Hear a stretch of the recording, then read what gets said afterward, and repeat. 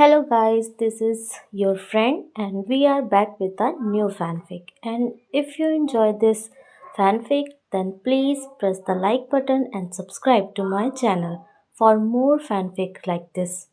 And now let's start the fanfic. She looked at him with lust on the mind. His sweat covered body, his hard features, those unique eyes of his that always captivated her at a moment's notice. He played with her hair as she did him, over and over, then they'd switch. When it was over, they would lay down and stare at each other, trading words such as I love you and you're so beautiful. She lay her head on his hard chest and he sighed with the tingling touch of her dark hair. He would hold her body in a tight embrace, and whisper that he loved her, and she would sigh from his warm breath on her earlobe. I love you. He would say. I love you too. She would say, in her sweet feminine voice that always turned him on. It was the same reaction she gave him whenever he spoke with his masculine one. They would sit there after what seemed like an eternity and then go at it again, and again until they were fully satisfied. Staring at each other's eyes was enough for them after that, that's all they wanted to do at that point. Just stop and stare, and when their eyes met, they would intertwine their hands. Talking with such low voices that not even a person who was in the room with them would hear their conversation, it was just the two of them in their own little world called the bedroom. His blue and orange eyes locked onto her white ones and vice versa. He called her perfect in every way, and she would giggle at his flattering comments and then reward him with a kiss, one that them both on. Turn-ons, the thing that usually led to their overnight love sessions, always a crowd pleasure for them. She would hold on to him tight as he crawled out of the bed saying that he would be back in a few minutes. Then she would watch him go out of her room and into the bathroom, being epitome of her perfect man. Strong, handsome, optimistic, a believer, and big, boy was he big, he satisfied her every time they wrestled under the covers, he treated her right. What more could she ask for? He was all she wanted, all she needed, him and nothing more. The knob to her bathroom would click and turn open and he would come walking out, fully and with a smile on his face, and glued to his package were none other but her white eyes, but they would quickly go up to his face again. He was everything she could wish for in a boyfriend. Too bad she couldn't have him though, too bad he wasn't her boyfriend. Hyuga Hinata's eyes snapped opened. Looked around in the confines of her own room, good thing it was her room. The Hyuga heiress felt her face, it felt warm, hot even. Shuffling in bed, Hinata put her back against the wall at the head of her bed. Through all of her squirming she felt something wet in her sheets, between her legs. Hinata lifted up her covers to find her that her panties were soaked and it wasn't water that was in them. Not again, she said with a sad sigh. She had been having the same dream over and over each night and they were always about a certain Uzumaki Naruto. She got up and inspected her cover to see if she might have soaked them as well, but all was well, as they were dry. Left drawer in her dresser, that's where she kept all of her underwear and that's where she went, opening it and getting a new pair of underwear while tossing the old wet ones in a basket full of dirty clothes, making sure that she put those ones at the bottom of the basket. Her mouth sounded off another sad sigh as she slipped on her new dry underwear. He was her perfect man, except he had one fatal flaw in him that no other girl saw in him. To the young Hyuga heiress, Uzumaki Naruto was unobtainable. Naruto-kun, she said as she lay back in her bed, the pale moonlight making her face glow and further intensifying how love-stricken she had become over her perfect man. I going to erase your flaw, and I'll be your girlfriend. Then the pale-eyed girl slowly drifted off to sleep, beginning to once again dream of her unobtainable prize. You love him, don't you? Hinata's eyes opened once again. She could have sworn that she heard a girl's voice, but she labeled it as a figment of her imagination. You want to be with him, right? The voice came again, this time a little louder. Who are you? What do you want? Hinata pulled her sheets up past her nose so that her covers left enough room for her to see. The one you want, I can help you be with him. Hinata's eyes widened at what the low female voice said. Hinata may not have known who the girl was, but if she would help her get to Naruto then she couldn't be there to hurt her. The thing is, who was she? Where are you? The girl's voice sounded like it was everywhere, ghost-like, in her head. Hinata decided to show some courage and inched her covers away from her face and brought them down to her chest. I'm here in front of you, activate your bloodline. Hinata did as she was told to by the female apparition and activated her family's Kekkei Genkei, the Byakugan. Making the proper hand signs, Hinata's eyes suddenly became surrounded by bulging veins, a trait only for those of the Hyuga family.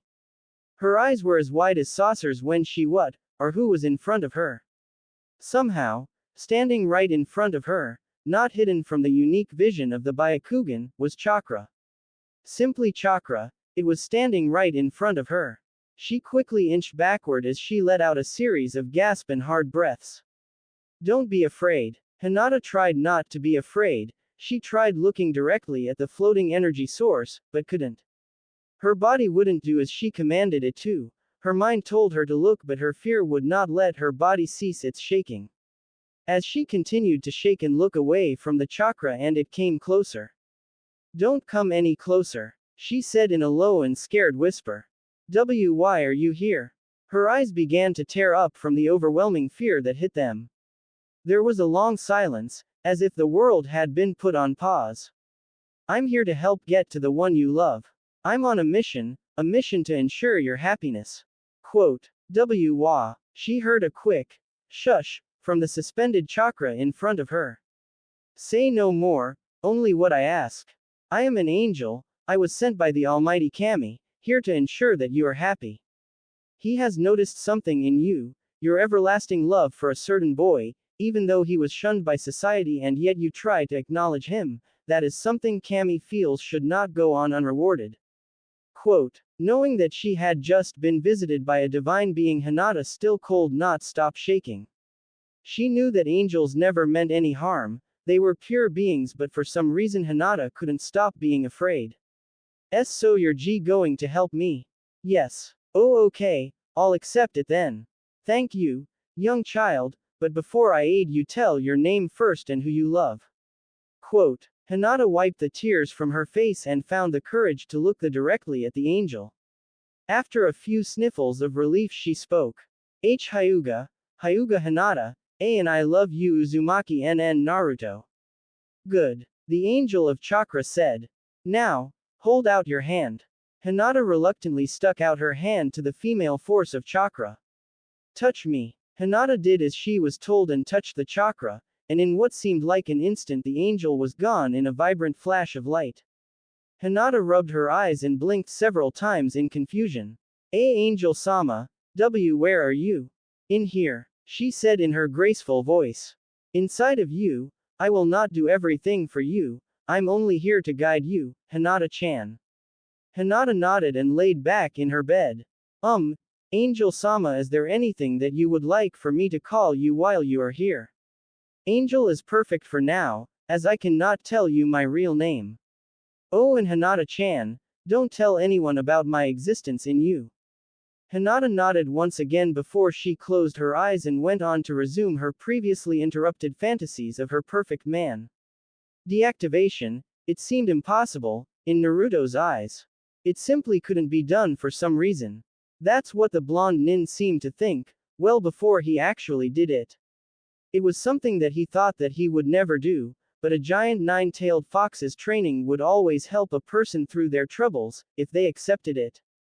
A feeling of pride raced through Naruto's very being as he stared at his reflection in the mirror. It was great to be back, but if Naruto had to be honest, he liked his original eyes better.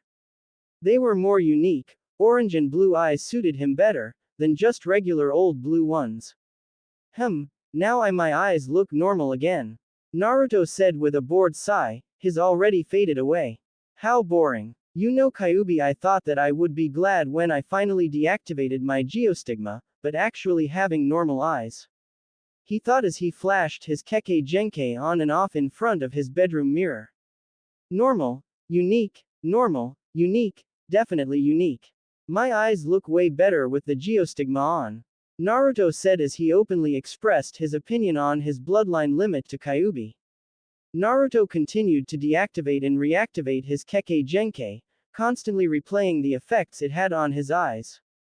Naruto, you said that you wouldn't open the scroll yesterday because it was late and you had just learned to control your Kekkei Genkai, but here's a suggestion: how about you stop being around and open the scroll already?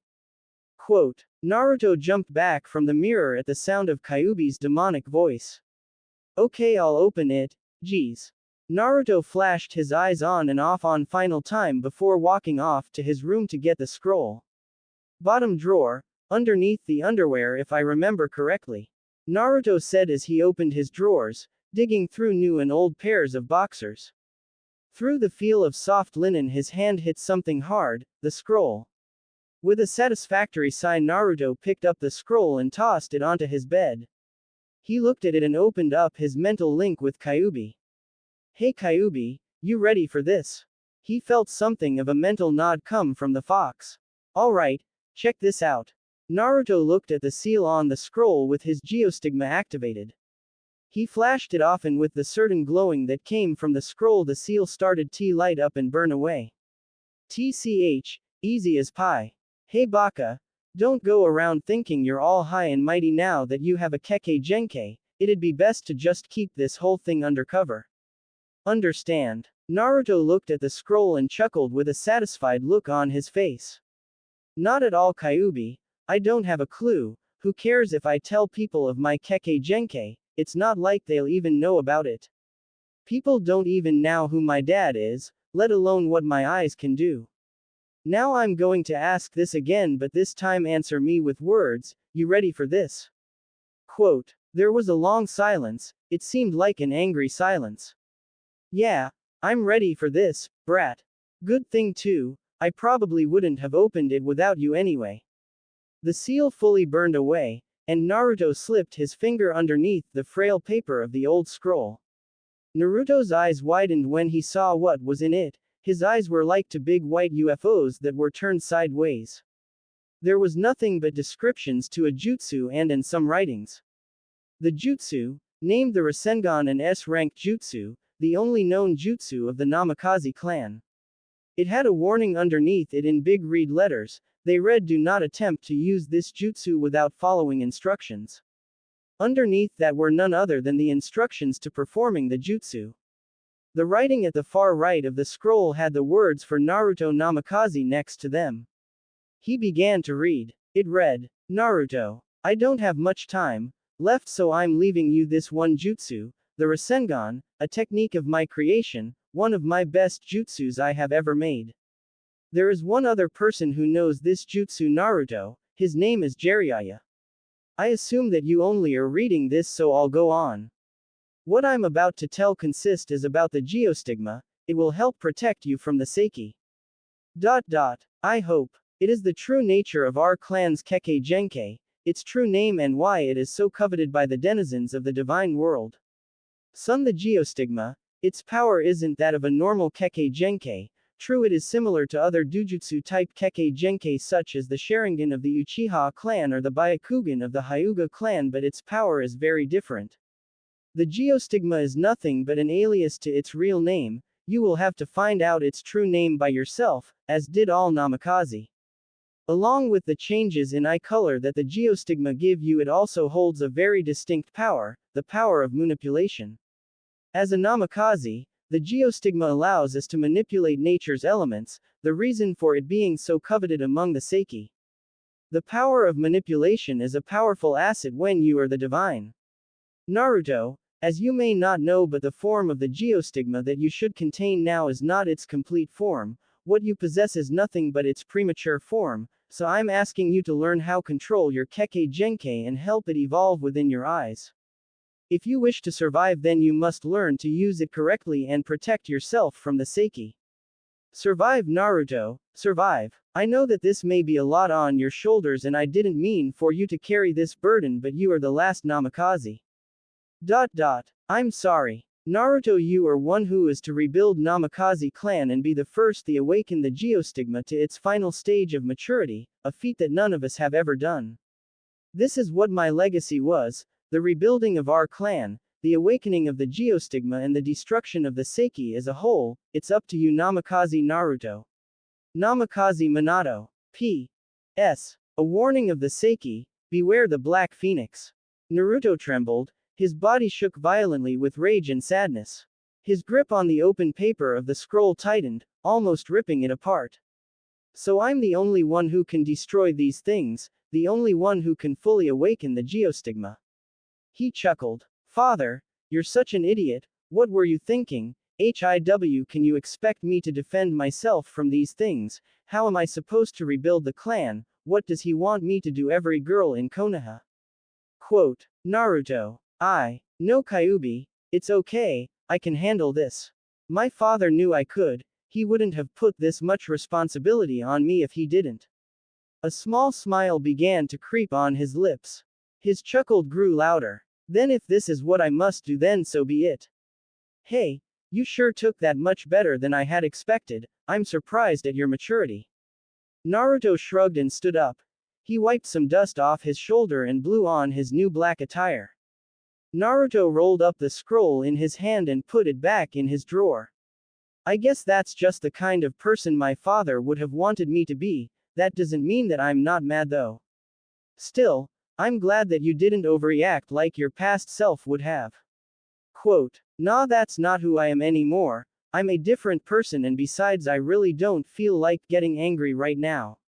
Naruto said as he headed toward his door. But right now I need some time to think. Not to mention that I need to figure out a way to awaken my Kekkei Genkai to its fullest potential. He headed towards the door with the Hokage stone faces as his destination.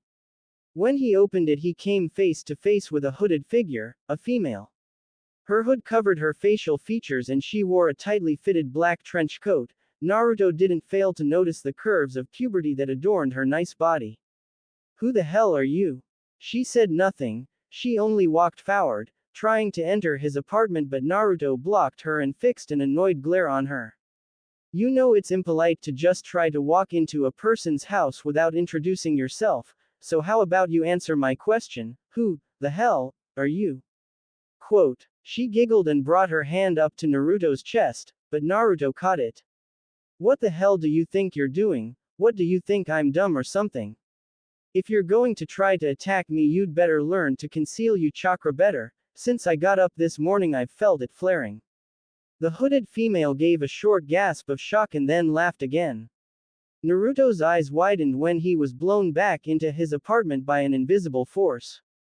She walked in and took of her hood. You old bitch, you'll pay for that. Quote, old bitch, I'll have you know that I'm only 13 and I'm not a bitch.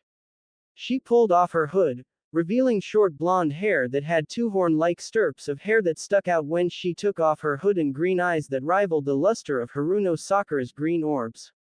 Hey, I may not like that bitch named Sakura, but she's got great eyes. She walked up to a still prone Naruto and picked him up by the nape of his jacket's collar in a sheer display of strength.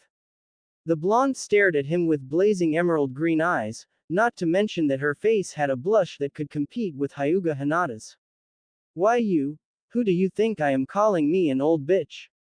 If you weren't a Namikaze I'd. Naruto grabbed her hand, shoved her off. How did you know I was a Namikaze? Naruto was in a state of shock. Nobody but Kakashi and Ojiazan were supposed to know about his identity as a Namikaze. Now Naruto really wanted to know who this person was. She didn't seem to be a Konoha nin, she didn't seem to be a nin at all, she didn't even wear a Hita 8. She could have been a nuke nin, from some distant place like Suna or something, but she just didn't seem to play the part. Our leader told us, actually we all know who you are and I've been sent here to retrieve you. You may not know who I am, but Seiki. The blonde girl's confident smirk left her face after Naruto said those words. What? I said Seiki, an organization of powerful and ruthless hunters, or should I say collectors, that once hunted down the revered Namikaze clan and exterminated us in secrecy. You desired our Kekkei Genkai and now I suppose you're here to finish the job. Quote, she stood in front of Naruto with an impressed expression on her face. Quote, wow, she said, I guess you do know who I am. I doesn't matter though, you're still going to have to come with me. Hey, what's so funny? She moved her face in closer to Naruto's, earning her an annoyed blush from his impassive smile. Nothing's really that funny, but I was just thinking that you're really inattentive for someone in the Seiki. The blonde girl's eyes widened when she felt a hand on her shoulder. She turned her head around to see another Naruto about to come down on her with a kunai. Gotcha, he said, but before the Naruto clone could make contact with her, she disappeared, throwing him off balance and making him almost hit the real Naruto. She reappeared in front of his door and shut it closed and locked it. She put her hands on her hips. Now Namikaze, be quiet and come with me, I would rather avoid fighting so. You get the point. Naruto smirked while his shadow clone dispersed. You may not want to fight, but I do. He stuck his hand out and gathered his chakra. First tell me your name. She sighed and rolled her eyes. Like it really matters, but since you want to hear the name of the person who takes you in, I'll tell you. I am Lerxine, the savage nymph of the Seiki, pleased to meet your acquaintance. She said as she gave Naruto a curt bow. Good. Futen. Repusho. Wind release. Gale wind palm. A blast of chakra-converted air blasted out of Naruto's open hand and hit Lerxine head-on, blasting her through the closed door of Naruto's apartment and making her crash onto the streets below. Naruto ran full speed and jumped out of his house after her. Son of a bitch, she said as she back-flipped and landed on her feet and looked up at the still falling Naruto. That's Naruto to you, tramp, he said as he spun his body forward, doing several front flips into a high-flying axe kick onto the blonde Seiki member. Take this. But Naruto's plan failed, as Lerxine grabbed his foot and seemingly absorbing the impact of his high-risk maneuver and making the ground beneath crack from the force of Naruto's kick. She pulled Naruto's leg down and gave Naruto a powerful headbutt, keeping him suspended in the air for a little longer. That's not going to work, Namikaze. She then punched Naruto into the air. She then disappeared and kicked him back down into the ground. Damn you, Naruto said as he spit up blood, watched Lerxine hit the ground with grace. He stood up and flashed his Kekkei Genkai on. He suddenly felt his chakra begin to surge. Is that the geostigma? Lerxine thought as she watched Naruto's eye color change from blue to blue and orange. This may get sticky. Why did Master Zexin send me to capture this kid? I'm the weakest member, and besides I just joined this organization. What am I thinking? Exclamation mark. I can take this guy, no matter how good looking he is.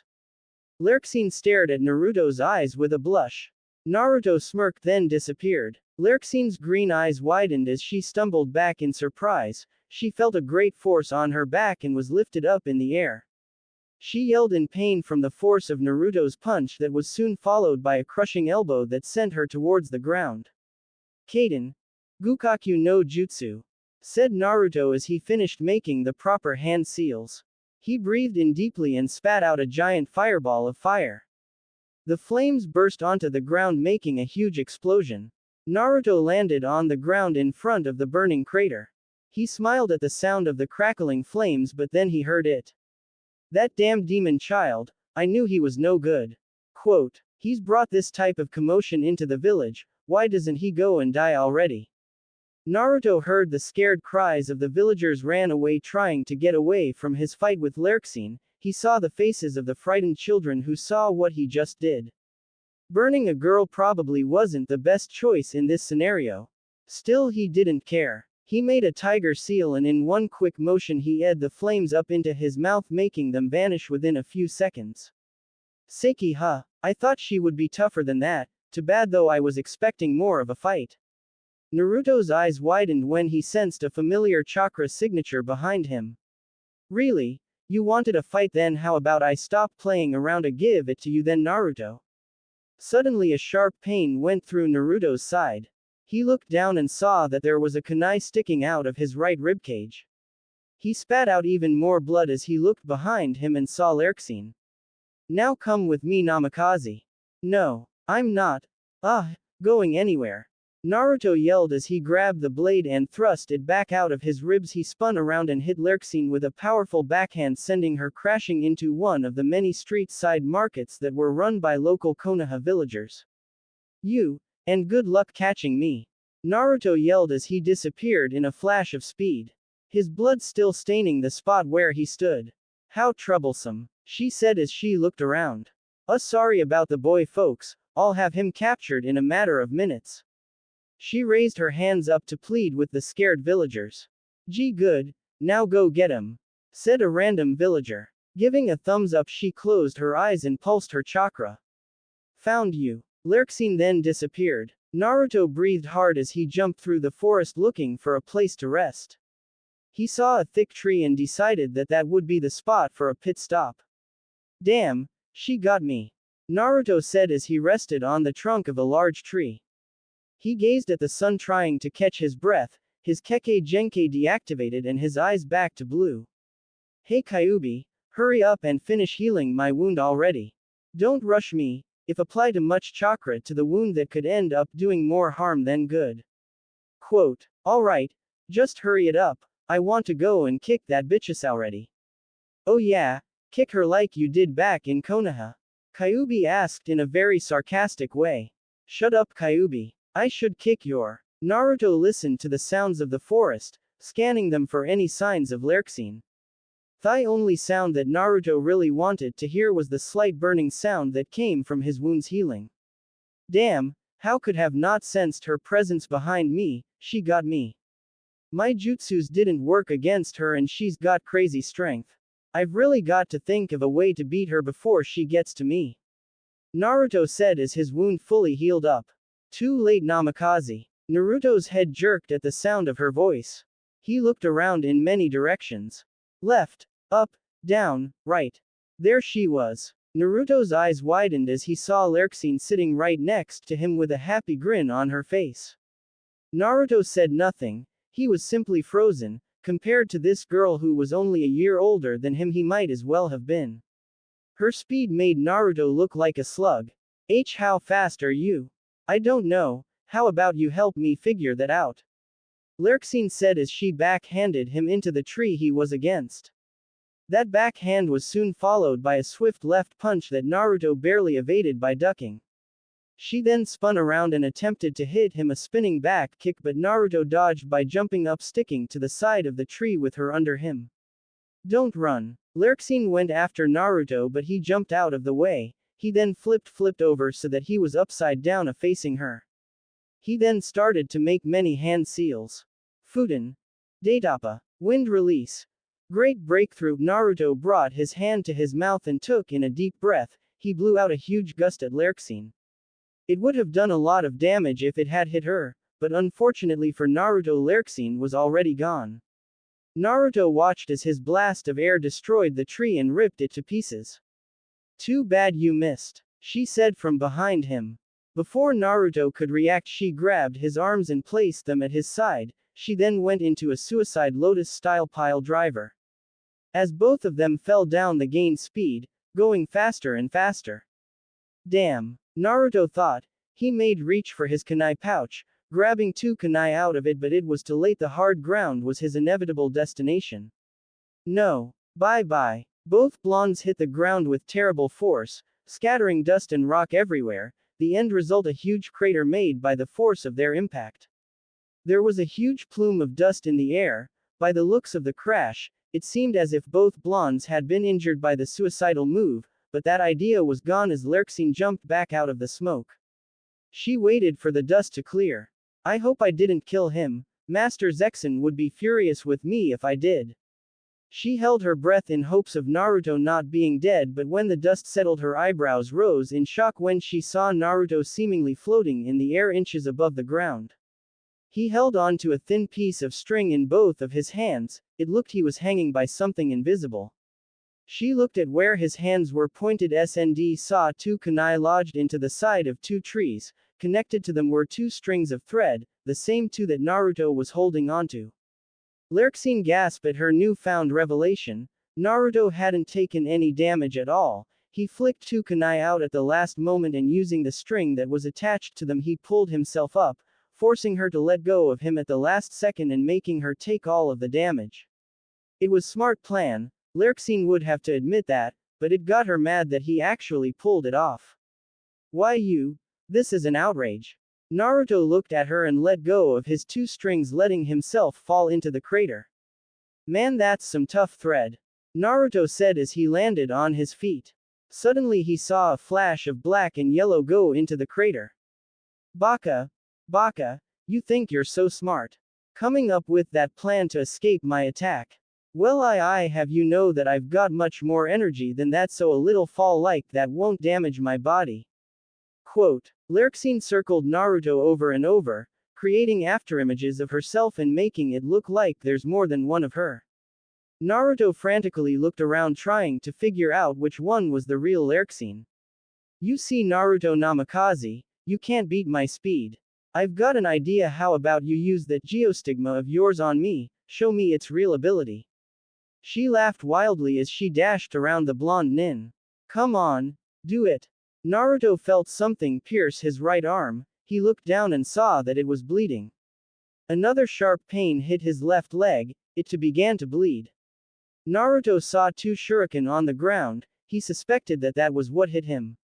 No, really. Soon Naruto was slowly bombarded with shuriken after shuriken, his body riddled with cuts. They would heal, but with this many shuriken coming at him, it wouldn't matter if they heal because two new cuts were made every time one healed itself.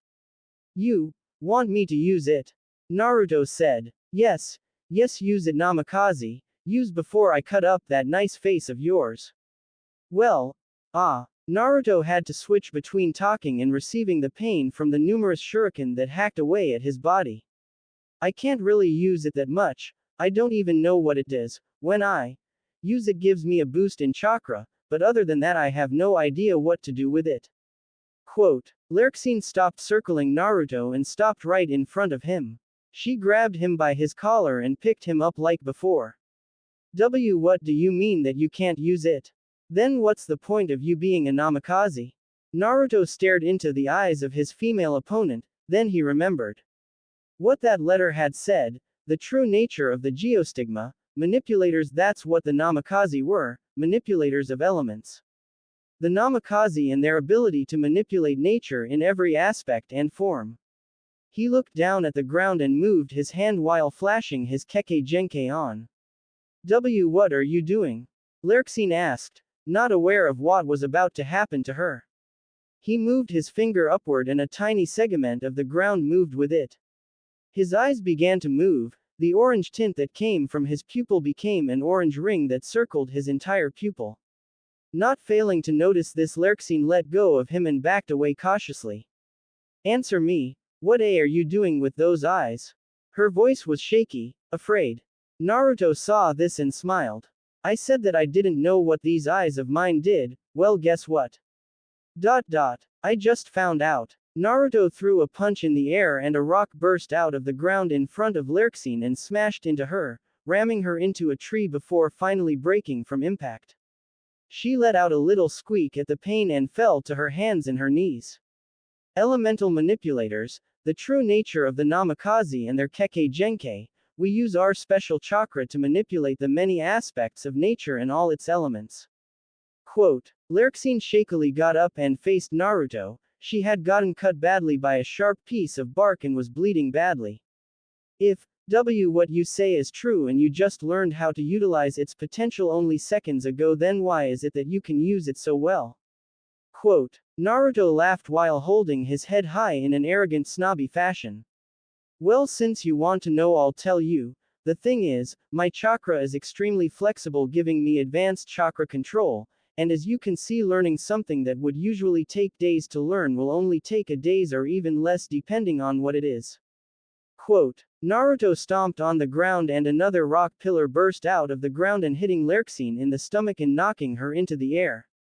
If I can manipulate earth, how about fire? Let your chakra flare, enrage it, make it feral. Naruto ed in a deep breath, he felt the heat rising in himself and his chakra. He blew out a large torrent of red flames, sending them straight for Lurksine. Lurksine watched as the flames rushed in closer to her cloaked body. The bright flames illuminated her emerald eyes, brightened her skin. Beauty before death was what Lurksine had just become. She saw just beyond the corner of the flame, Naruto standing there waiting for it to burn her flesh off. She closed her eyes waiting to feel the heat of the boy's attack. Damn, she said, But when she opened her eyes to see the flames that meant her doom, they widened. The brightly torrent of fire that had once come after her was gone and she began to fall. Only to be caught in the hands of Naruto. Huh, but why didn't you kill me? Naruto looked out into the distance. I'm the enemy, so kill me.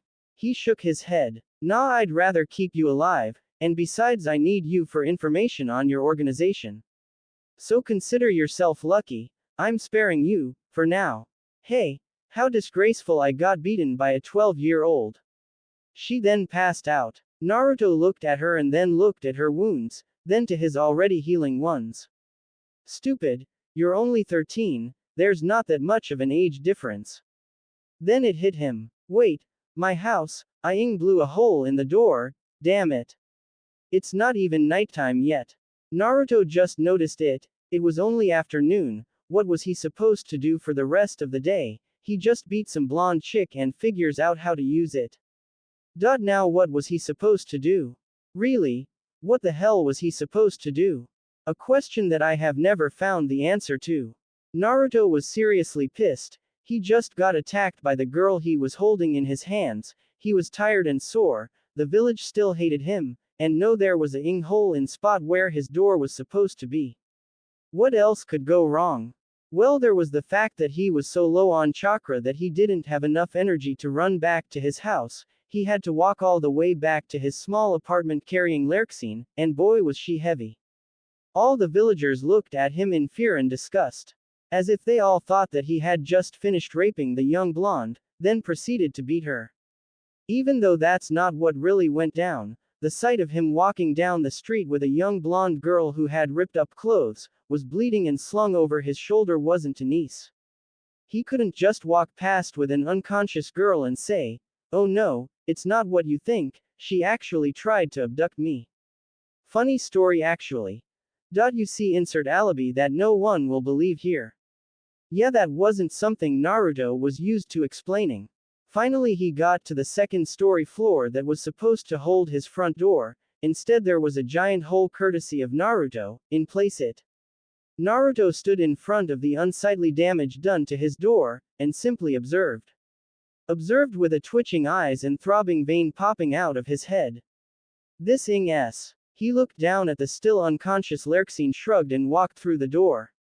He went into his room, one of the few undamaged parts of the apartment, and placed her on his bed. It was kind of stupid to put the enemy on your own bed, but it was what he could do at the time. He walked back to his broken door, grumbled. This is all her fault.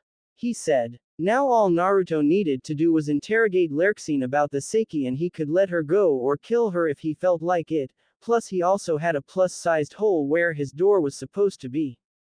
Yeah, he would have to figure out what to do about that later, but that girl came first.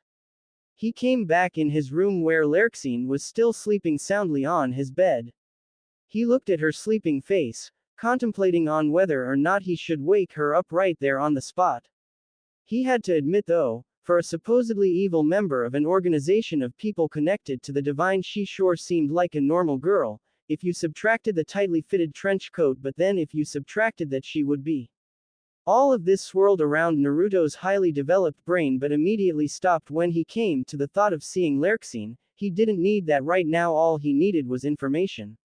Oh Naruto-kun, I know what you're thinking, have you taken a liking to this girl here?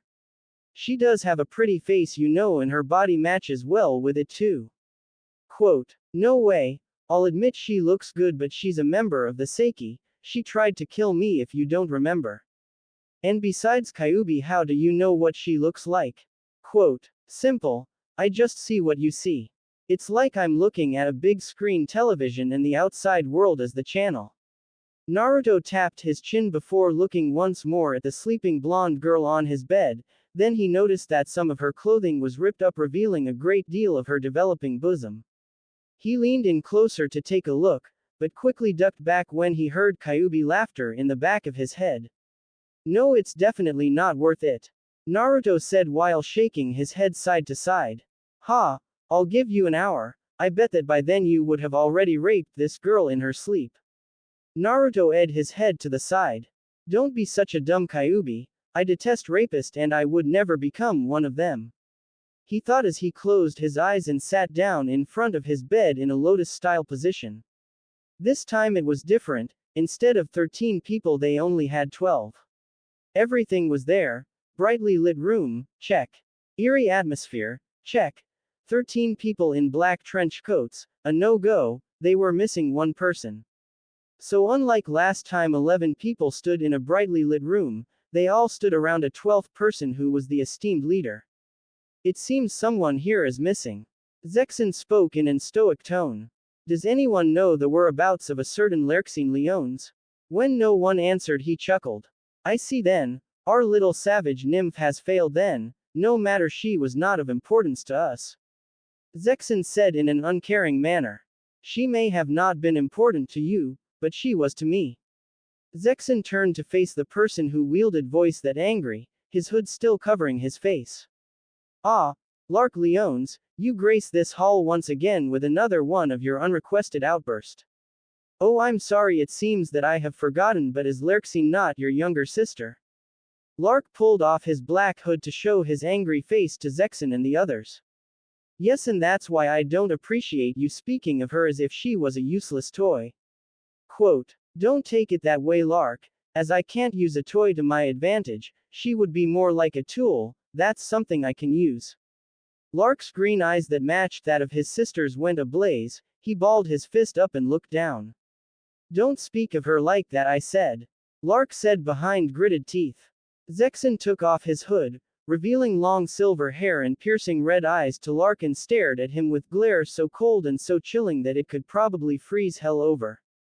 Remember, Lark, it was you who brought her into this, you introduced her to this world, my world, and so long as she remains in it I can speak of her in any way I choose.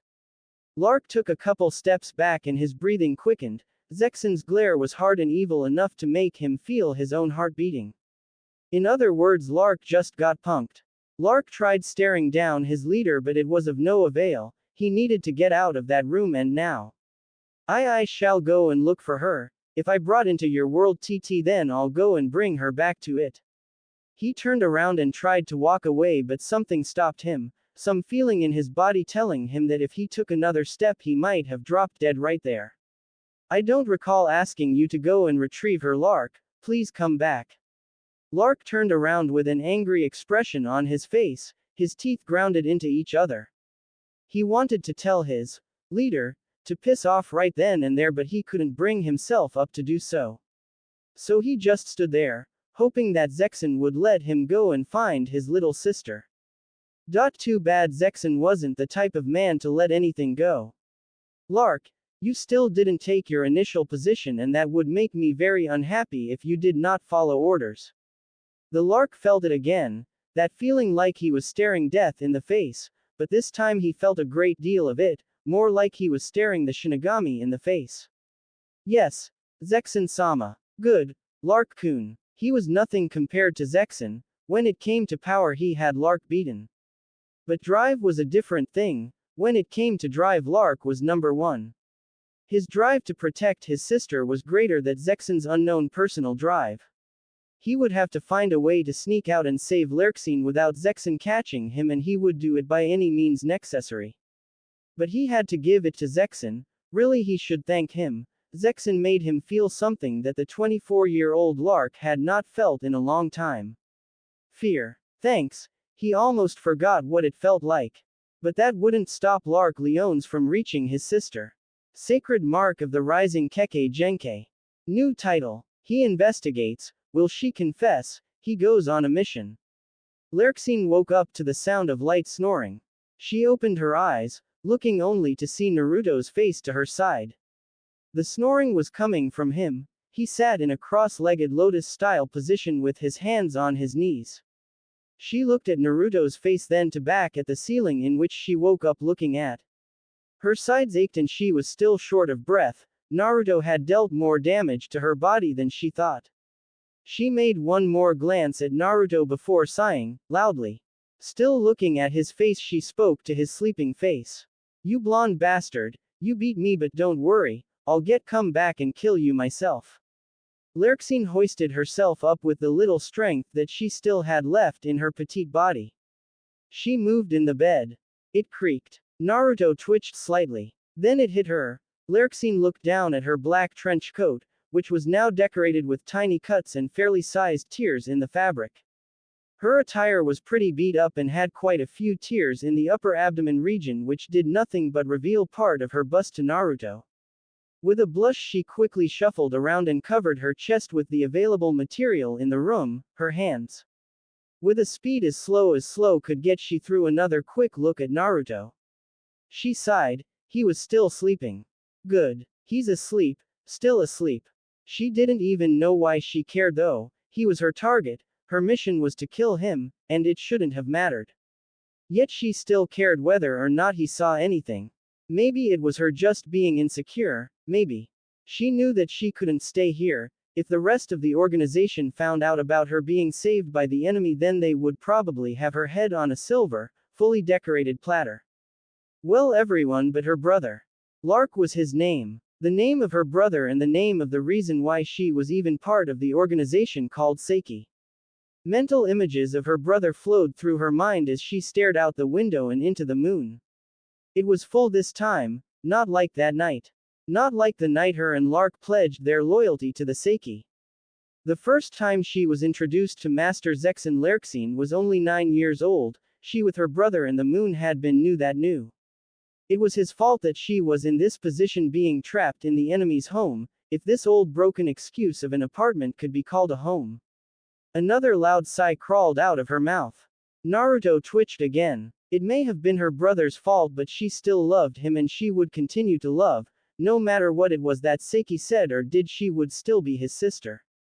But that wasn't important right now. Now she needed to get the hell out of this hellhole and come back to kill the demon that lived in it, the blonde demon. Gathering up some strength, she pushed herself up again.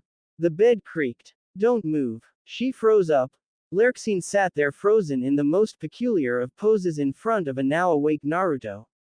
Why shouldn't I move, huh? Because I've got some things that I need to ask you, and they need to ask right now. Lurksine frowned. The wrinkles on her forehead came out of their hiding. She stared at Naruto, trying to mentally convey the message that she didn't want to stay in his house.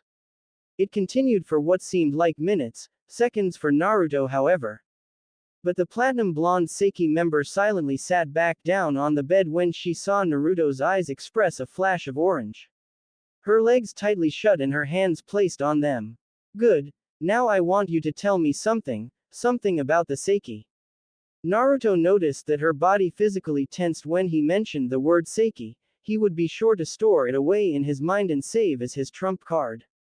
Seeing her reaction to the word Seiki, Naruto stayed silent and looked at her, or looked at the top of her head anyway, for Lurksine hung her head down low, not showing her face. She only showed the naturally light color of her blonde strands. I won't tell you. Naruto raised an eyebrow in amusement. You, a vulnerable, damaged blonde girl who was technically an assassin and infiltrated the borders of Konohagakure no Sato under the orders of a possible enemy and will be put to death if she doesn't tell me what I want. I don't think you're in the position to be not cooperating, Lurksine. Lurksine narrowed her eyes at Naruto. If she wanted to, she could kick his black jacket wearing and bust out of this shabby place, but something told him not to do it. Maybe it was her gut, or maybe it was the fact that she realized that she could possibly be killed over trying to assassinate Naruto. It was probably that gut feeling of hers. You know, for a member of the Seiki, you're not what I expected. Fine, if you won't tell me, then I won't ask anymore. Naruto began to walk out the door, but before he fully walked out, he turned around and said this. But if you won't agree to give the information that I want, then I'm afraid that you won't be able to leave this apartment. He then turned around and proceeded to walk out of the room. Lurksine stayed quiet for a moment and laughed. It was a loud laugh, the sort of laugh that someone would use to mock a person. More of a cackle. She was thinking about leaving right there just to show him how wrong he was. She flared her chakra and gathering about as much force as she could possibly gather up in her current state. This should be enough to get through the wall, she said in a mockingly peppy way. Let me think. Use a jutsu, break down the walls. Oh, I know. I'll use a jutsu. She made a rapid sequence of hand signs, ending in the tiger seal. Kaden. Gook, suddenly Lerxine's arms contracted and bent themselves behind her back. Her arms going out in wild spasms. Next thing she knew, the same thing was happening to her legs. They made her roll of the bed and fall onto her knees. She screamed out from the pain in her arms. Did Naruto hear it? She tried moving her arms, but that only made the pain worse, likewise the pain in her legs. What the hell is this? Namikaze, just what the hell did you do to me while I was unconscious? She heard the faint sound of Naruto yelling behind the closed door. She couldn't quite completely make out what it was that he said, but it sounded as if he had told her to stay here until he came back. But surely that wasn't happening. He honestly wouldn't leave a potentially dangerous threat just flailing around alone in his house. Well, he did, for all she heard in response to her screaming was the door closing, which she had no idea how he fixed. She thrashed about wildly, whipping the short strands of hair from her face as she fell and rolled all over the floor. Something of this magnitude would not go over well with her, it never did, and Lerxine would get her revenge on the Namikaze brat, just as soon as she got out of this restraining position. She continued to fall about Naruto's room, not wanting to see her angry face at that moment. So she continued. Elsewhere. Naruto was bored at the moment, he couldn't figure out what he wanted to do at the moment. Sure, he could have interrogated Lerxine as soon as he woke up, but he figured that she wouldn't cooperate without a fight. He would have won that fight too. Still, with nothing to do but wait until she cooled off, Naruto began to mentally pace. What to do, what to do, what to do, he said as he savored not having to look at the stagnant stares of the ongoing pedestrians who were aware of his existence as the Kyuubi's container. What do you think, Kyuubi? A low rumble sounded in Naruto's head, indicating that the great Kyuubi no Kitsune was thinking. You could always train. Naruto mentally sighed at his furry red inner demon. He expected more from a great immortal who has basically traveled the worlds both above and under, who's seen the Shinigami and still lives. If this was the best that his faithful Biju could, then he shouldn't have bothered asking. Honestly, is that all you can think about gaining power? I'm getting stronger by the day, so is training really necessary? Hell yeah it is, so get to training. What? Naruto sat down in his trademark lotus position and closed his eyes, diving into his own private mindscape. Mindscape. Naruto stood in front of his demon's gate, the big bars, the seal and the pipes that did nothing but crawl all over his mind. Kyuubi's home, just like he remembered it. Dark, wet, cold, damn his mind was cold, it was a wonder that he didn't get brain freeze. I said it, he would have to ask Kyuubi about that. Now was the time for him to ask. Hot demonic breath flew out of Kyuubi's huge maw and blew past Naruto's face, blowing back the unruly golden strands of that were placed about on top of his head. His black jacket blew in sync with the rhythmic blast of air that made their way out of Kyuubi's jaws. Naruto's eyes squinted in accordance to the rhythm as well. The giant sealed gate sported a pair of menacing crimson eyes that were locked onto Naruto, the eyes of a nine-tailed fox. They always had a slight tilt to them, it made them look angry. Naruto would have to ask him about that as well. Now was the time. He looked around in the mental image of his inner sanctum, then his eyes went back toward Kyuubi. He began to walk and began to smile. It was more of a hardcore grin though.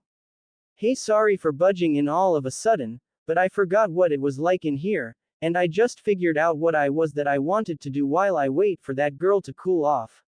Naruto smiled from the slight tensing of Kyuubi's body he felt through their mental link. He placed his hand on his chin while still approaching the giant bars that held Kyuubi. He wondered if Kyuubi knew what it was that he was about to do. Invasion of privacy was something Kyuubi would never get used to. What are you doing? Naruto continued to walk with his grin taped to his face.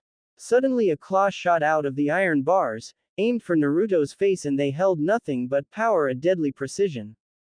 But when the claw hit Naruto's forehead, it did nothing. The claw of a demon did nothing against the forehead of a child, not a scratch or even a nick. The claw just came out and hit without leaving a trail of blood. Naruto looked at Kyuubi's giant claw and sighed. He rubbed his hand on the nail of his pet fox. It was hard, harder than steel. After a few seconds of rubbing, he put his hand in the air and wagged his finger mockingly. Not in here, Kyubi. This is my mind, remember? I control it in its entirety, so in here I make the rules. In here the great Kyubi no Kitsune is as powerful as an academy student. Naruto tapped Kyubi's claw in order to demonstrate. His tap created a series of cracks where he struck. As you know, my mind is powerful, Kyubi, so do not try it. Quote. He smiled when he heard Kyubi's low gasp ensue, his claw retracting back into the sealed gate that held him. Naruto continued his walk toward Kyubi's gate. Don't come in. Why? Just don't, you brat. Nah. I think I will come in. No. Yes. In 3, 2, and 1. Naruto walked fully past the bars of Kyubi's gate, remembering the feel of the iron bars before he walked in. Cold, hard, lonely, helpless, that's what they felt like, or was it what Kyubi felt? Did those bars tell Naruto how Kyubi felt? They could have been the reason Kyubi felt those feelings. The reason Kyubi was such a grumpy, mean, belligerent, lonely asshole was because of these bars. His drive to get out of Naruto was so strong that it had made Naruto think, what was the true reason for him giving his true self back? This is what it's like in here. Kyubi's huge eyes drifted away from Naruto and off into a dark corner of his cell. Is this what it's like, Kyubi? Damn, no wonder you wanted to get out so badly.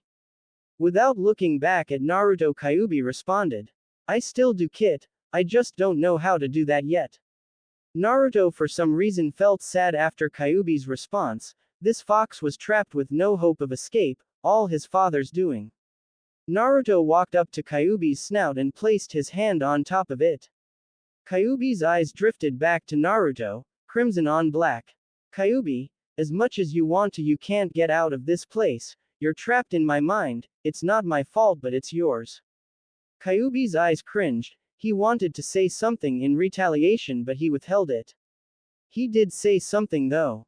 Are you sure it's my fault I'm in here, Naruto-kun? Naruto furrowed his eyebrow slightly. What do you mean, Kyubi? You attacked Konoha without warning and my father gave his life to seal you and me and save Konoha. Quote. Is that what they told you? Correction, Naruto-kun. I attacked Konoha out of retaliation from an attempt to kill me. Naruto inched backward. He couldn't believe what he was hearing. He always thought that Kyubi was naturally evil and attacked Konoha because of sheer bloodlust. Konoha attacked him, they sealed him away because he wanted revenge. None of this was even his fault, as Naruto had thought a couple of seconds ago. If what Kyubi was saying was right, then it was Konoha who brought the demon's wrath upon themselves. Let me show you something, Naruto. Kyubi closed his eyes, as if imagining something. Then all of a sudden the demon's fur started to stand on end. He opened his huge mouth and let out a roar of fury. His fur began to recede back into his skin, his head started to shrink along with his body. From what Naruto could see in the dark chamber, Kyubi curled up into a ball. His jaws shrank, his claws shrank, and he was beginning to become more humanoid. As Kyubi continued his transformation, a wide-eyed Naruto noticed something, a certain smell in the air. It smelled putrid, rancid, dead. It was as if with the oncoming of Kyubi's transformation the entire atmosphere changed within his mind. Was the room smelling of fear? Something that Naruto always thought he was of good acquaintance with. Something he thought he had already felt before. He had, but this was different. This fear was a type of fear he had never felt and thought it existed. Naruto was feeling fear in its most primal stage. The smell grew stronger and forced Naruto to close his eyes to keeping them from feeling the burning sensation in the air.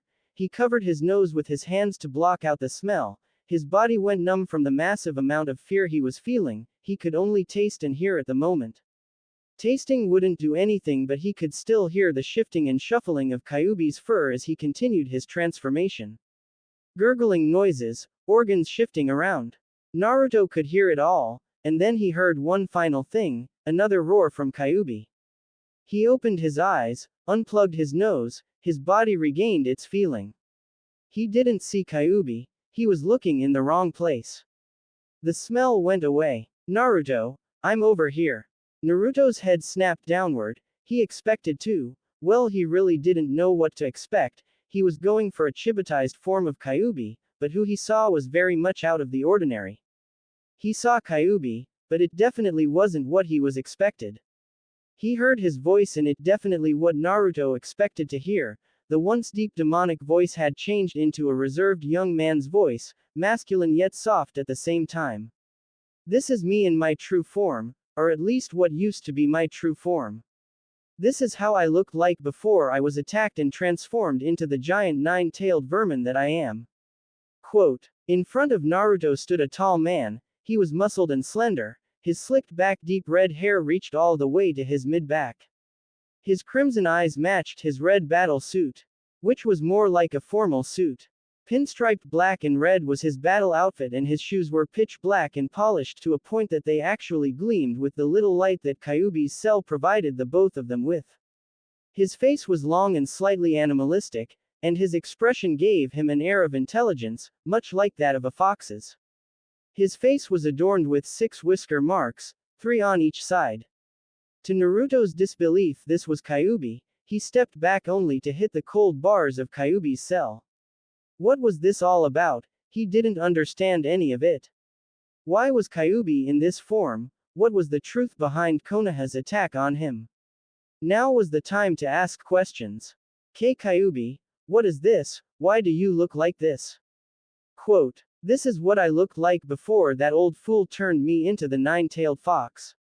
I can only change into this form in here because as you know the laws of reality don't apply and I can do anything with your permission of course. Naruto made a motion to speak, but Kyuubi cut him off before he could speak. Before we speak Naruto, if you would be so kind as to give us a better place to speak in. Quote. Excuse me. Naruto answered confused. Kyuubi sighed and shook his head. Naruto wasn't getting what he meant. I mean that I want you to change the inside of this cell and make it better. Naruto's expression changed. He seemed to be getting the fox's request. Use your imagination. Naruto closed his eyes. He imagined what Kyuubi would like the inside of his cell to be like. He imagined a room lit by candles and a fireplace, warm and comfortable. 2 big and soft old-fashioned chairs materialized in the dark cell and the cell itself began to match Naruto's mental image. A large wooden table with 2 chairs on either end in the middle of a dim room. In the far corner, a mini bar formed itself, already filled with the normal necessities. A piano formed on the opposite end of the bar and a king-sized bed made its way into the room near the north corner of the huge room. Naruto opened his eyes, the mental image in his mind sprang to life in front of him. Kyuubi's cell was now a dim, laid-back loft. How's this? Perfect. Now we can talk. Take a seat. Both of them took their seats on the opposite end of the table. Naruto was on the right. Kyuubi on the left. The large crystal chandelier on the ceiling was in middle. Naruto placed his elbows to his face and sat in a very Sasuke-style position. Kyuubi merely sat with his hands on the armrest of the chair and his legs crossed. They stared at each other. Now what was this about Konoha attacking you now? And who was this old fool?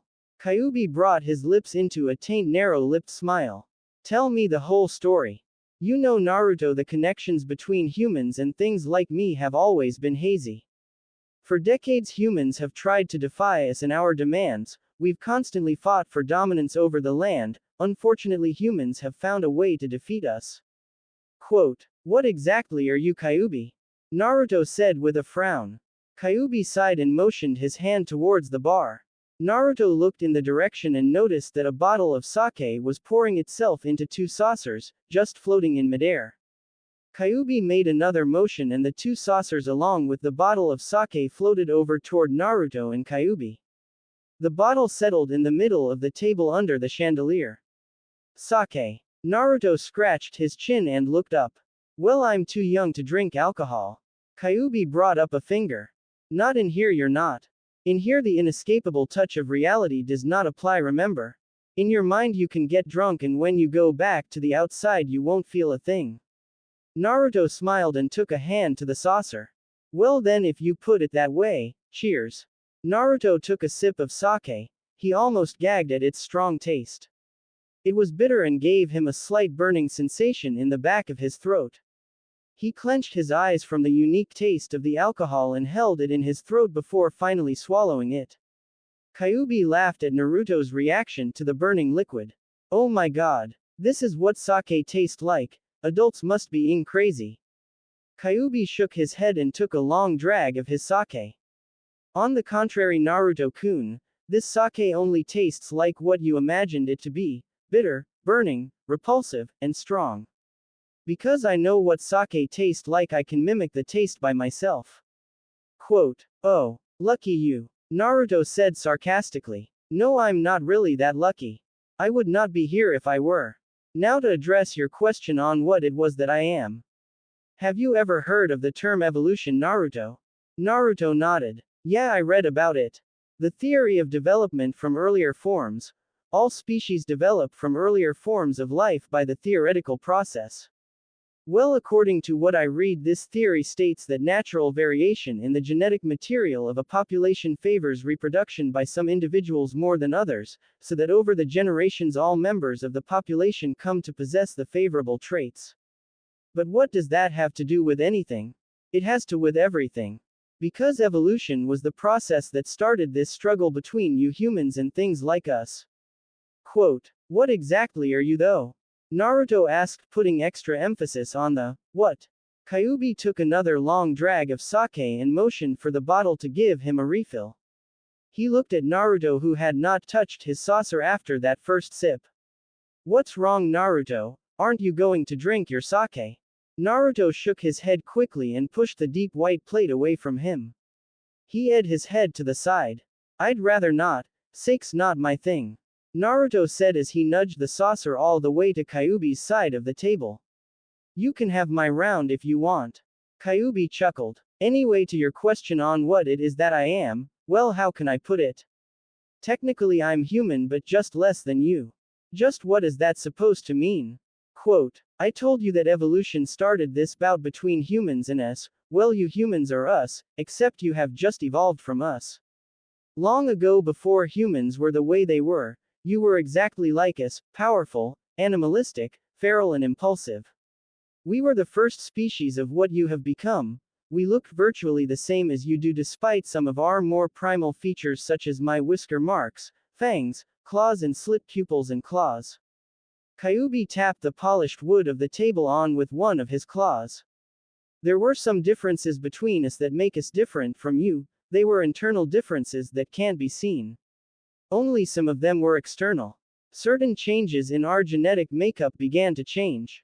Our fangs and claws died down over the many decades, our pupils lost its animal feature. As the years passed by, our bodies favored certain genetic material that began to grow, only to become the dominant gene in our body. Those were our brain cells, the neurons and glial cells that help in the process of transferring information from our brains to our bodies. To make it simple, we were basically getting smarter as we evolved. Most of us lost our immortality. The human brain began to realize its potential, and immortality was getting in the way of it doing that. That was not the only drawback to this evolution, our chakra system. We have immense amounts of chakra, but for some odd reason, as our brains grew, our chakra coils became weaker. It's the reason normal humans don't have as much chakra as me. Quote, so as you got smarter, you got weaker. Damn, that S for you. So wait, here's the thing I don't understand. If you became so weak, how is that you're so strong, Kyuubi? Quote, I was getting to that. I said that some of us lost our immortality, but not all of us. Example. Me. I, along with 8 others, have retained our immortality and did not evolve with the rest of the human race.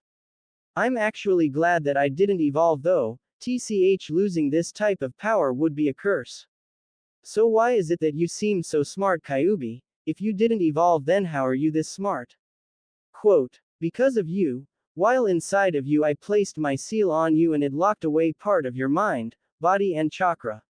When the seal was released, your chakra began to come back to you, your body became stronger and your brain's cells rapidly developed, but not on a grand scale such as evolution. When that happened, I got all of that too because of my link with you, but because I don't have a body I can't develop one, so all I got was the chakra. not a lot but just enough to pump up my mind to the point of intelligence that is on par with you higher humans. Quote. Naruto stared at Kyuubi, eyebrow raised. Oh, okay, I get it, you're smart. Any more questions, Naruto-kun? No, I think Ojiazin can answer the rest of those questions. Quote. It was nice speaking with you then. Naruto nodded and closed his eyes. Kyuubi, try not to be so lonely in here, I'll give you the power to do what you want in this cell, so have fun. Naruto closed his eyes. Outside world. Naruto opened his eyes, he saw nothing but forest. He stretched from the stiffness in his legs and back. His next destination was the Hokage Tower. He had to have a little chat with Ojiazin about a certain nine-tailed vermin. Her arms still hurt from the pain of the seal placed on her. If she didn't move, then she wouldn't feel the pain. It was around noon when she figured this out. Lurksine sat directly parallel to Naruto's bed. Her arms were still in their restricted position, but the pain had gone away. Only when she didn't move was when the pain subsided. Her face was laced with a thin layer of sweat form thrashing around inside the cramped room. Her hair, horrible, was strewn about over her face and barely covered her eyes. The sun shone in through the window, shining directly on her, as if it wanted to single her out. Why did this happen to me? Why is it that I am the one to get captured? She sighed in exasperation. I'll try one more time, and if I can't break the seal, then I guess that I'm going to have to just give up. It didn't even matter anymore though. If Zexin-sama finds out that I'm in this position, he won't be pleased with me. After a pause, she directed all of her energy to her arms. She felt a hand touched her shoulder and she jumped back with a squeak. Pain shot through her body as she moved. Hey, calm down, it's me. A very familiar masculine voice said in a suppressed whisper. The hand kept a firm grip on her shoulder. The ring on its finger confirmed who he was. It was adorned with a sparkling red ruby which had a solid square cut. The surface of the gem was engraved with a black phoenix. She turned around, to face her brother. But he quickly turned her back around, keeping his firm grip on her shoulders. She didn't know what it was that he was doing, but she didn't care. Lark, is that you? She asked in a scared tone. He replied, yeah, good. I thought you were Zexin-sama. She broke out of his grip and embraced him with a scared hug. He could hear her nearly silent sniffles as she hugged him. Lark, I thought that wasn't going to see you again. How did you get Zexin to let come and get me? Her brother scratched his head with a goofy grin on his face. Well, I didn't necessarily get his permission to come here, I kind of snuck out. He chuckled. Hey, who put this seal on you? Lurksine scowled. It was the Namikaze. She said underneath her breath. Not hearing her, Lark leaned in further to her face. What was that? He said with amused anxiety. A vein pooped on Lurksine's forehead. She grumbled again. She looked at her brother before saying, I said it was the Namikaze. In one large breath, Lark instantly keeled over in laughter. This went on for about 20 seconds before Lurksine hit her brother on the head, promptly silencing him. So what, the Namikaze beat me? He used his Kekkei Genkai though. It had these weird powers. On second I'm pile driving him into the ground and then the next he throwing rocks at me without using any jutsu. Lark's face became serious. He sat in front of his sister, face to face. I'm guessing that the Namikaze who put that seal on you as well. Lurksine's eyes widened as she looked up and down at her voluntarily movable body. She hadn't even noticed that the seal had been removed. He must have done it when he first got here, and how she didn't notice it before was simply astounding. Yeah, he was the one who put it on me. I don't know what he would have done to me if hadn't decided to leave. Lurksine practically read her brother's mind. He was just about to ask her that same question. Lurksine, I don't have much time. I came here to give you this warning. Don't return to the organization. He pretty much thinks that you are dead. During the last member assembly, Zexin left an order for no one to come looking for you. Lurksine paid close attention to her brother's words. He was going to leave you to die, and if you came back he would kill you for your failure. Quote, so where am I supposed to go then? Anywhere you want. Zexin thinks that you're dead. But to make you feel better, I have a place for you to go. just west of Mizu no Kuni, a small town in Nami no Kuni. Go there, ask for Tazuna the bridge builder, he was a friend of our mother, before she died. The tall boy of 18 years wore an impassive expression on his face. What about the Namikaze? Lurksine stood and walked over to the open window by Naruto's bed, exhausted and sore, she rested her upper body on the sill. What are we going to do about him? No, it is what I'm going to do about him. Lark said. He stood behind her, resting his arm on her shoulder. She squirmed from the pressure on her tender shoulders and shuffled until he moved his arm from around her neck.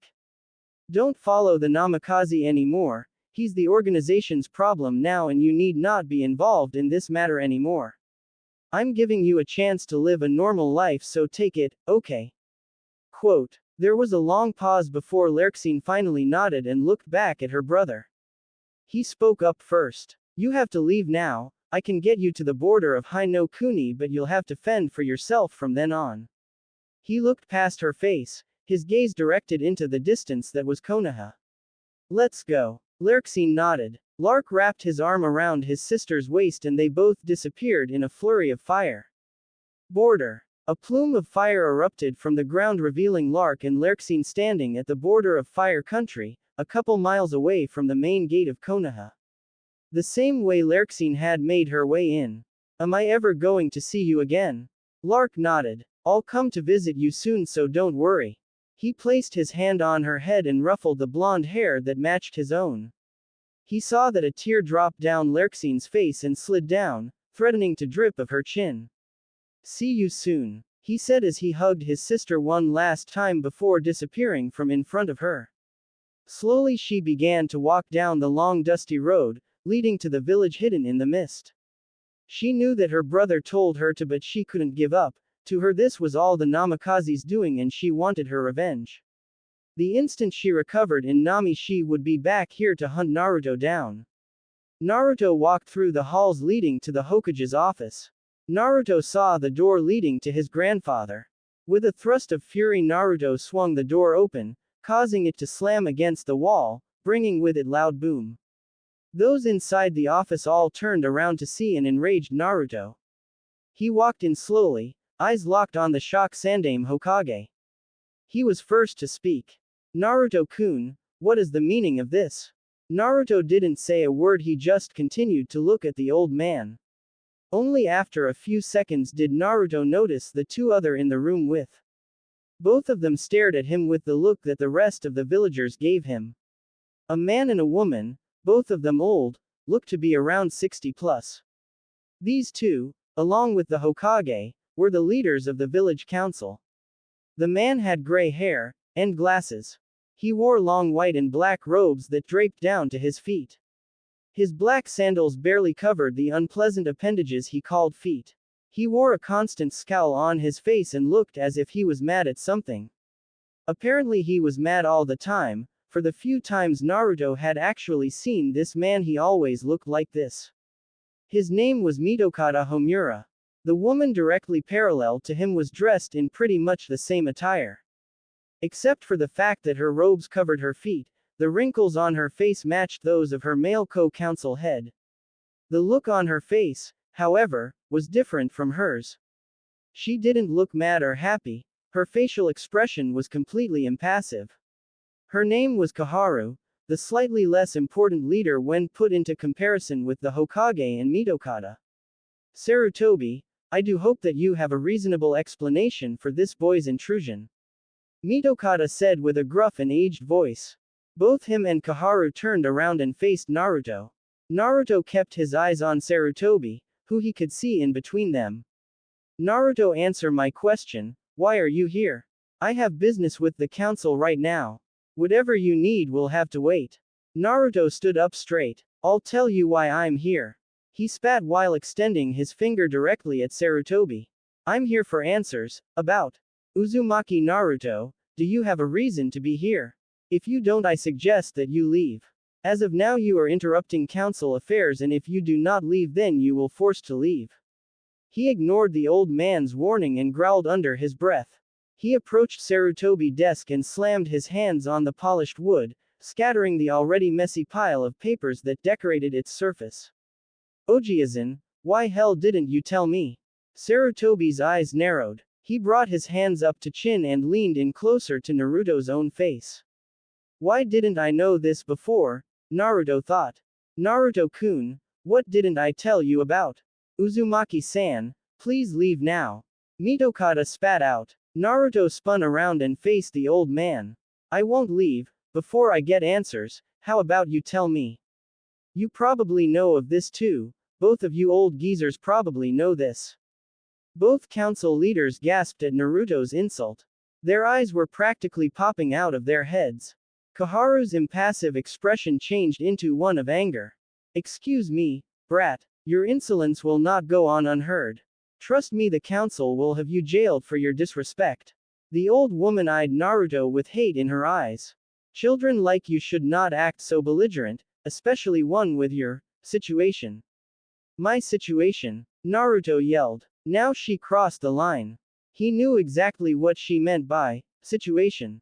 Oh, that situation. Naruto don't, Sarutobi said, which caused both council heads to eye him with suspicion.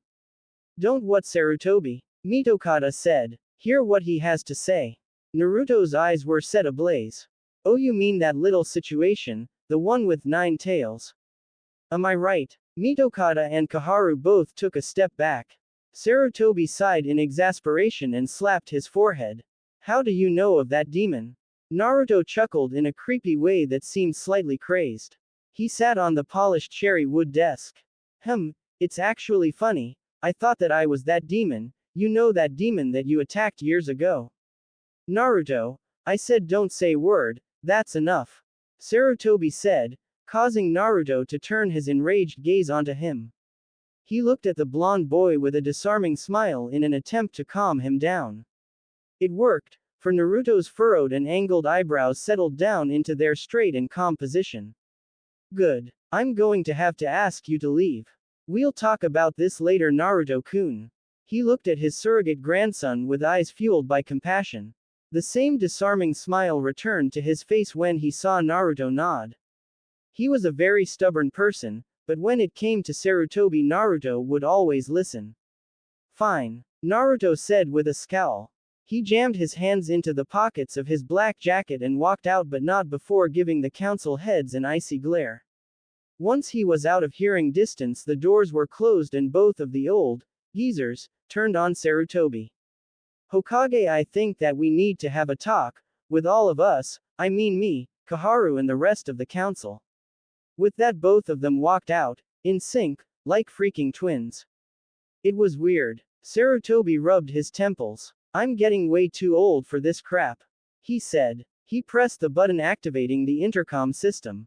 Kaori-chan. There was a long pause, there seemed to be a lot of those lately. He heard a female reply back to him. Yes, Hokage-sama. Get me Hatake Kakashi, and some aspirin, I've got a monster headache. Another long pause. Right away, Hokage-sama. Thank you. He let go of the button. Way too old indeed. A knock on the door interrupted the silence of the office. Come in, Sarutobi said. Whoever was at the door opened it slowly, making an annoying screech in the process. When he saw who it was, he sat up from his slouched position. Ah, Hatake-san, you caught me by surprise. I expected you to just poof in here like you always do. Quote, I figured that I should get some exercise every once in a while. The Cyclopean Junin said with a one-eyed smile. Sarutobi rested his head on his hands, a signal that matters were now serious. Kakashi responded horribly to the signal, he just kept smiling. He figured it out though. Well, since you came so quickly, I am guessing that you know why you're here. Kakashi stood up straight and nodded. You have a mission for me. Sarutobi closed his eyes before shaking his head. No, I have a mission for you and your team. I'm called you here to introduce you to your client. He pressed the intercom button again. Kaori-chan, send him upstairs now. Yes, Hokage-sama. After about 1 minute, a gruff-looking man walked through the door. His gaze was lazy, his clothes wrinkled and dirty. He was holding a bottle in his hand. He held it with a loose grip and it wobbled in between his dry fingers. Hatake-san, This is Tazuna, a master bridge builder for a small port town in Nami no Kuni. It's just west of Kurigakure no Sato. He came here yesterday seeking protection from bandits on his journey back to Nami no Kuni. He was supposed to finish the bridge connecting Hai no Kuni and Nami no Kuni. It's a contribution that both of our economies could benefit from. Kakashi looked at the Tazuna, and sized him up. So you want me and my team to be your bodyguards? His only response was a quick nod. Kakashi then turned back to Sarutobi. Then if that is true, why does my team need to go? Why not just me? Kakashi said, because, Hitaki-san, this is only a C-ranked mission, perfect for your team. And with all due respect, they need the experience. Now Go Tazuna here has informed me that he must leave tomorrow morning. You need not bring your team here, just inform them of the mission and leave in the morning. Yes, Hokage-sama, Kakashi said with a bow. He then disappeared in a plume of smoke. Sacred mark of the rising Kekkei Genkai. She departs, he departs, and they appear. Naruto wore a sour expression on his face as he walked down the street leading toward the main gate of Konoha. He figured that he would have at least 5 minutes before he reached his destination. It was more than enough time to have a conversation with Kyuubi. He opened up his mental link with and spoke. Kyuubi, are you there? There was a long pause before he got a response. A familiar vibration in the back of his mind let him know that Kyuubi was there. He was obviously in his fox form. Of course I'm here, Kit. I'll always be here. Well, at least until you die, that is. Kyuubi's voice came off as demonic, the voice that Naruto was still used to. The voice of what he thought was his inner demon. He dived deeper into his mind, putting his body on autopilot. You're in your fox form, don't you think it's better to stay as a human? Naruto said as he mentally ran through his checklist of gear he was supposed to bring with him on his mission to Wave. Nah, it doesn't matter what I look like if no one can see me, and besides, taking a nap as a giant nine-tailed fox actually feels quite refreshing. Kyuubi said. Whatever. Naruto's mental expression suddenly became serious. Hey Kyuubi, let me ask you something. Ask away. Do you Ojiazan sent us on this mission as a way to avoid talking with us? He felt Kyuubi scratch his chin with one of his tails. Maybe, but that's not important. What is important is that girl you were supposed to interrogate. Naruto let out a deep sigh in exasperation. He consciously jammed his hands in his pockets, a habit he could never really stop doing. He figured he picked it up from watching Kakashi do it so many times. Even so, he veered his mind back on the main topic and continued to speak. Yeah, that Lurksine girl, I don't know how she got out of that seal, I constructed it myself. Naruto patted himself on the back for his newfound knowledge of seals. His mind was sharper than ever, but it seemed that hours of staying up and studying the different types and effects of scrolls didn't pay off, for he couldn't keep Lurksine immobilized. You know, the funny thing is I wonder how she got out without being detected by any ninja patrolling around Konoha. Naruto knew that during all times of the day, ninja ranging from Mid-Chunin to Anbu would circle the entire perimeter of Konoha. What he couldn't figure out was how is that she wasn't spotted, and as badly damaged as she was, it should have been impossible to even make it out of his front door. She must be more skilled than I gave her credit for. Maybe that battle we had was just to gather information on me. Maybe, but we don't know for sure, so keep your eyes peeled for any signs of Seiki activity.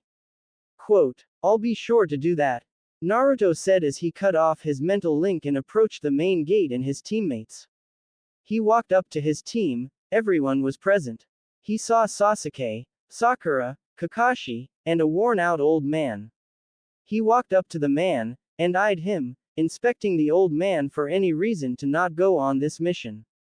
What's your problem, Runt? Naruto raised an eyebrow. Ah, you must be Tazuna, Naruto said in a slightly baritone voice. He had only noticed it a couple of days ago, but his voice was starting to get deeper. Puberty was working to his benefit. Yeah, I am, and who the hell are you? The man replied in a gruff tone. Naruto scoffed and walked past him. He reeked of alcohol. There must have been a lot of problems in this guy's life, he even smelled like a drunk. The name's Uzumaki Naruto. He continued to walk past Sasuke and Sakura and proceeded onto Kakashi. Sensei, he said, give me the full details on this mission so that we can get going. Quote, sure, Kakashi said as he patted Naruto on the shoulder, earning him an annoyed glance from the blonde nin. Let me just announce this first. He signaled for everyone to gather around him, all excluding Tazuna. Now let me say this, and I'll only say this once. This is your first mission outside of the village, I hope that you prepared correctly. There should be no room in your pack for unnecessary items, such as any personal items used for recreation, any miscellaneous items. Say tools used for makeup are also unacceptable. Also, there is no need for overpacking. You shouldn't need that many pairs of clothing. If you fit any of these wrong conditions, I suggest that you go back home and repack.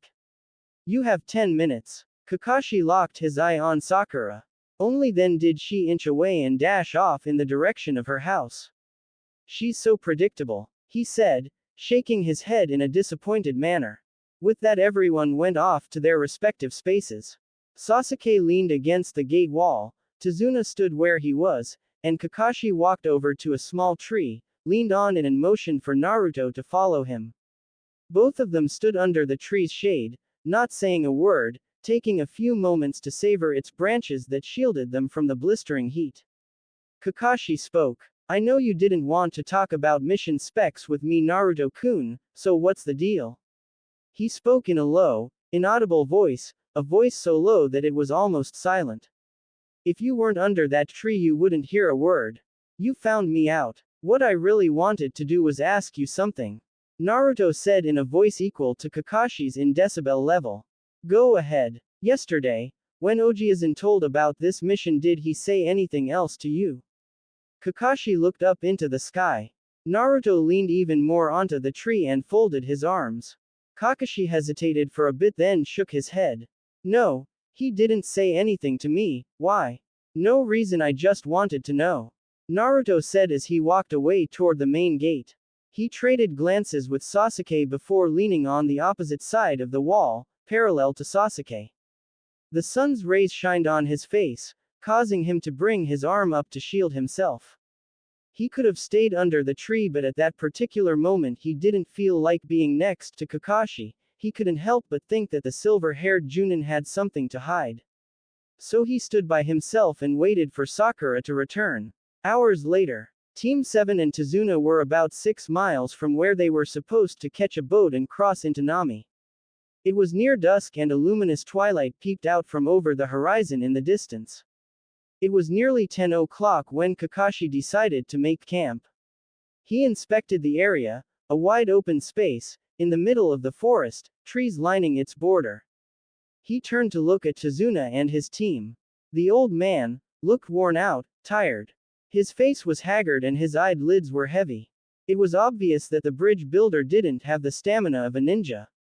His team, on the other hand, wasn't doing all that well either, all except for Naruto. He showed no signs of fatigue. The one-eyed Junin heavily sweat dropped from the realization of having 2/3 of a team that didn't have the stamina of a ninja. Okay, he said as he turned to his team. I think we should break for camp soon. We've been walking all day and I know you guys are all tired, so set up and get some rest. He inspected their resting spot. It was perfect spot to break camp in. A wide open space like this would make it hard for any potential threats to sneak up on them. He watched as his team set up their sleeping bags and prepared a fire. Naruto hauled some large rocks over by the flames and set them up one by one in a circle. With their sleeping bags ready and food out, they all sat around the fire. Tazuna helped himself to several cans of beef stew. It was a silent dinner and a fast one too. Soon after their silent dinner, Tazuna and Sakura were both asleep in their respective sleeping bags, worn out from walking since morning. Naruto sat on a fairly large rock, watching Tazuna snore with contempt in his eyes. He knew that the bridge builder was a liar, something that he would have to talk with Kakashi about after the Uchiha went to sleep. The sky was completely black and the only thing allowing them to see was the fire that lit up their little campsite. Sasuke, who had taken to sitting on a tree branch, watched the night sky while switching his attention from the sky to Naruto and Kakashi. He figured that they had to talk to one another at one point and he would be awake to hear that conversation. He knew it was a weak attempt at trying to learn more about Kakashi and Naruto. Yo, Sasuke-kun. Sasuke's turned in Kakashi's direction. He saw both Kakashi and Naruto looking at him. It made him feel a little uneasy, but he brushed it off his conscience. You should get some sleep. We're waking up early tomorrow in order to get into wave earlier. Quote, nah, I'm not that sleepy, he said as he jumped down from the branch. He would have landed square on his feet if it weren't for the intense stares his sensei and teammate were giving him. One of them sent a large wave of killing intent with his stare. He couldn't tell who it was though, for the key had been too much. On second thought, I think I'm going to head off and hit the hay, he said with a nervous chuckle. He went to his already unrolled sleeping bag and crawled in, grumbling about how something wasn't fair. He didn't want to admit it, but he was very tired. Doby, was the last word he said before sleep took over and forced his eyes shut, throwing him into deep slumber. Both Kakashi and Naruto looked waited in silence until they heard a light snore come from Sasuke's direction. Good. Now that Princess Uchiha is asleep, we need to talk about some things. Quote, like what? Kakashi replied. Like how Tazuna-san isn't telling us something about this mission. Quote, ah, you've noticed it too. I thought I was the only one. I'm surprised, Naruto-kun. Quote, thanks, but getting back on topic, he said that he was desperate need of protection and I find it suspicious that we haven't come across a single threat. Not even a bandit. Yeah, I know. I'll address him about it later when the time is right. Naruto shrugged and took to a tree branch. Whatever, sensei, it doesn't really matter to me. I just hope that we come across somebody powerful and soon. Kakashi chuckled at the boy's eagerness to fight. Just get some sleep, Naruto-kun, Kakashi said, but this time Naruto didn't answer back. The next morning, Naruto woke up with a yawn. He saw that their campsite had not been attacked and everyone was okay. He looked down from his perch on the tree branch to see the rest his team and Tazuna already packing up and getting ready to depart. Yo, Naruto-kun, get down from there, we're about to leave. Kakashi called and signaled for him to come over with a wave of his hand. Naruto reluctantly slid out and down from the tree, and walked over to the rest of his team. Why didn't you wake me up earlier? Well, I figured that since you didn't really have to pack anything up, I'd give you an extra 20 minutes to sleep before we left. Naruto just nodded, picked up his pack next to the remains of the previous night's fire and slipped it on. Are we all ready to go? All Kakashi got were a series of yawns, moans and stretches for an answer. That probably meant yes. Ready, Tazuna said in a half-drunken haze. Ready, Sasuke replied. I'm ready as long as Sasuke-kun's ready. That earned Sakura an annoyed grumble from her crush.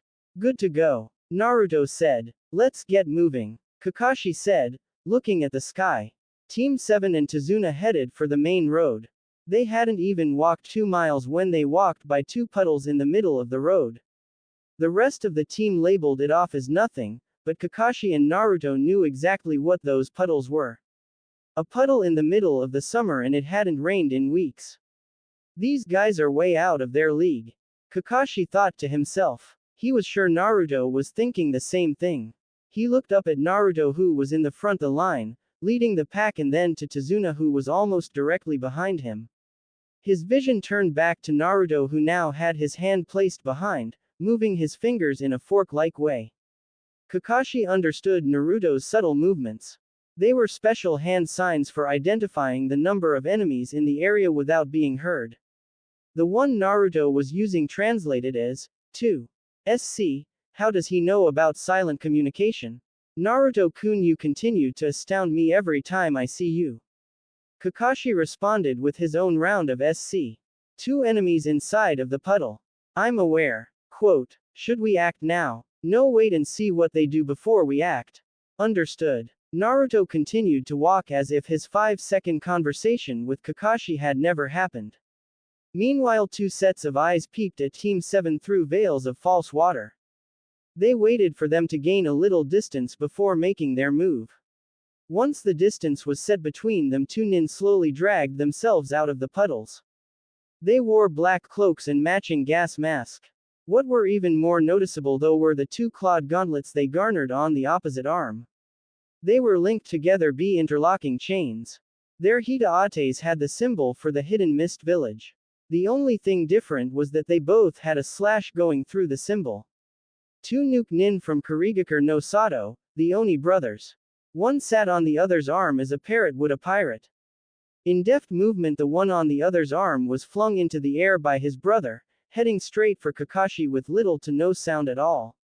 Sakura, Sasuke and Tazuna barely had any time to react before they saw a figure cloaked in black fly towards them and rip the sensei to bloody shreds with deadly spiked chains. Sakura screamed at the sight of the bloody chunks of flesh that was now Kakashi. Sasuke almost gagged but did a solid job at maintaining his cool guy visage. Tazuna would have screamed too if not for the empty beer bottle in his hand. He probably didn't know what was going on. All but Naruto were in panic. He stood there and watched the two brothers who had just ripped Kakashi apart. They stood laughing in the middle of the road. One down, 4 to go. One of them said and then locked eyes with Naruto. You. One of them said as they both lock onto Naruto. With a burst of speed the both of them ran at Naruto, gauntlets out. They spread out so that the same chain that killed Kakashi would soon taste Naruto's blood. Naruto had at least 5 seconds to react. He took 2 of those seconds to look over at his teammates. Sakura, who had just finished screaming, stood petrified with fear, Tazuna the same. But he could see that Sasuke was no longer next to the two of them. Oh, so that's his plan, not bad Uchiha. Naruto said as he pointed up in the sky, then quickly flipped over the chain that could have killed him. Both men stopped to see what Naruto was pointing at, only to see a kunai thrown by Sasuke whiz past them and pin their interlock chain onto a tree. What the is this, kid? Do you really think that this would stop us? With a loud hissing sound their chains detached, allowing them to freely go anywhere they pleased. Now you mine, what the? Said Nuke Nin was stopped dead in his sentence when Sasuke appeared out of nowhere, squatting on both their gauntlets. He reared back and landed a solid drop kick to both of the Nuke Nin's faces, sending them both flying toward the ground. We're gonna kill you, kid. They both said in unison. Sasuke replied with a typical cool guy smirk. Naruto, he thought as he slid into his taijutsu stance. It was not only until the two cloaked men were about 20 yards away did they hear a voice from the ground. Daiden. Doryuden. Earth style. Earth dragon projectile. What the hell is that? Sasuke said as he took a step back. A swirl of mud spawned itself in front of him, taking the form of a dragon's head. It opened its mouth and spit out tons of hardened mud shots towards the two Nuke Nin. They reacted by swiftly dodging, ducking and slashing at the hardened lumps of earth. Sasuke looked to his far right to see Naruto standing while maintaining a ram seal.